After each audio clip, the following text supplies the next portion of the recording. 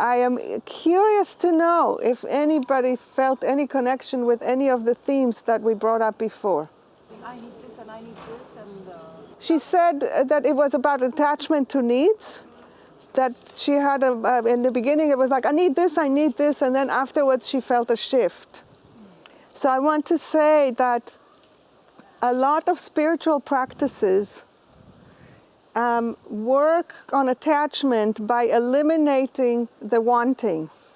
And that's hard enough. For me, a different spiritual path, to have the wanting with all the passion and energy of it and still have no attachment to outcome. It's a very, very deep spiritual practice that to me is the absolute core of NVC.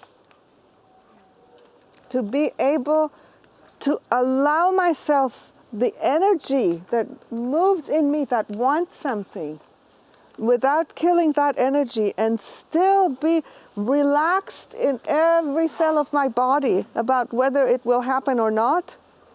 That's the deepest possibility that I know of being alive.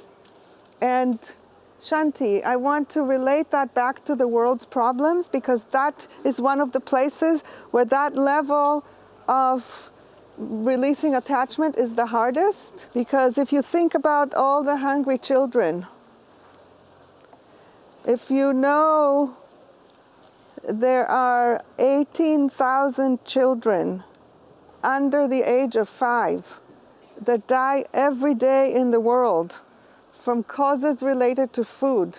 That's without war, without landmines, without all the other things that kill children, just from food-related things. The discipline of being able to be at peace with it while working to change it is beyond words. I'm not there. Here is what this means to me. Right now in the world, this is happening. If I cannot accept that it is happening, I will be at war with the world. This is not an energy that can create change that I really want to nourish. Because if I come to create change in the world from an energy of war, I am in some way recreating what has created the hunger of the children. So disturbing and so challenging and so necessary for me to come to that place of where I can recognize that right now the children are dying. And that is what is happening. And I may not find the solution. And I still need to have my inner peace so that when I talk to someone who is involved in the problem of the children, I can talk to them with love. Otherwise, if I kill them in order for the child to have food, I haven't changed anything fundamental. So this is a really deep practice that I don't actually know anyone that is able to be in that place. And I have the vision of how powerful it can be. Yeah. So I have this incredible joy and excitement when I imagine many of us in the NVC community worldwide developing this capacity as we work to create transformation in the world. Because then I have more faith in what we will do. Does this help? There are 3 circles. Anything that I'm working on, there is an area that I call no-brainer. It's an expression in English that means it's so easy, it doesn't take any brain. It doesn't take any effort. So if we're looking at inner peace, there are many things that it's very easy for me to have inner peace about. Is the chair red or blue? Doesn't take effort to have inner peace about that. There is an area that I call no way. That right now in my development where I am, There's no way I can have inner peace about that.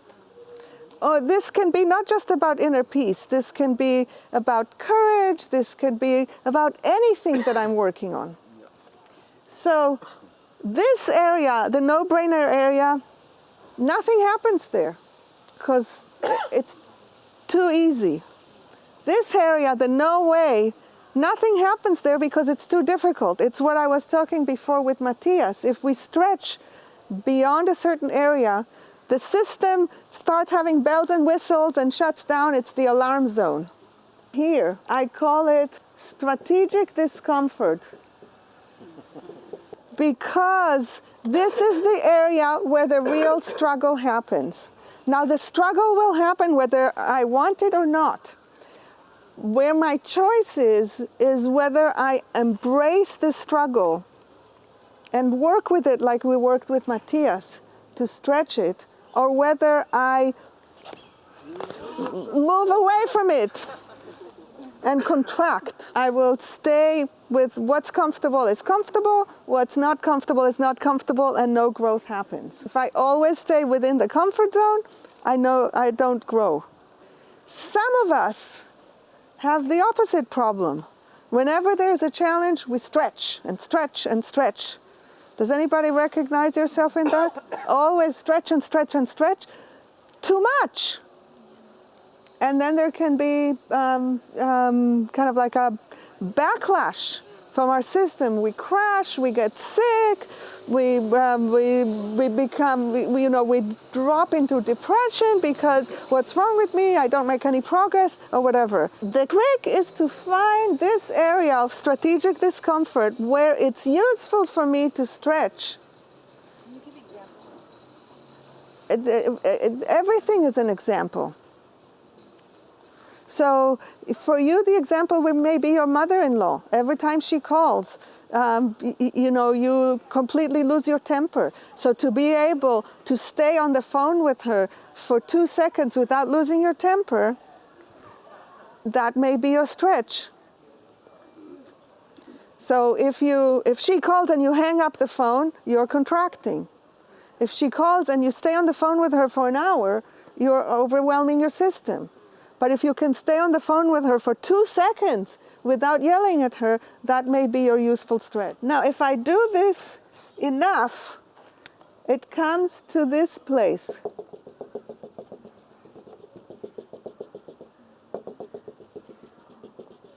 Some things that were difficult now become easy. Some things that were beyond my capacity, now I can stretch into them.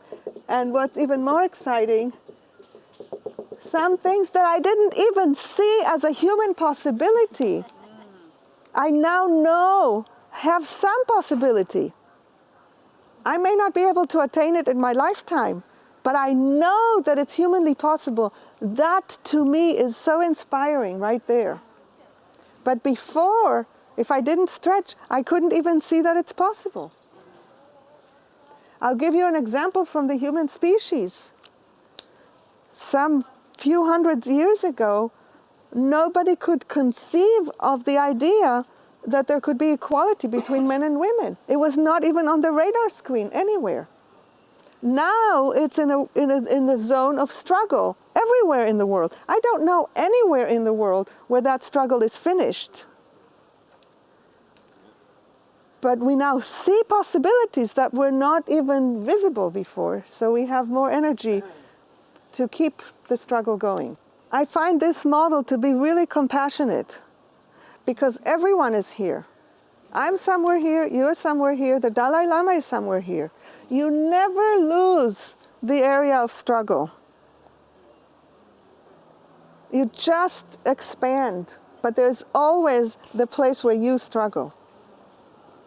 So in some areas, there's probably things that are no-brainers for me and are in the struggle or maybe even in the no way for you. And I'm confident that there are things that are in the no way for you, that are in the no-brainer for you, that are in the no way for me.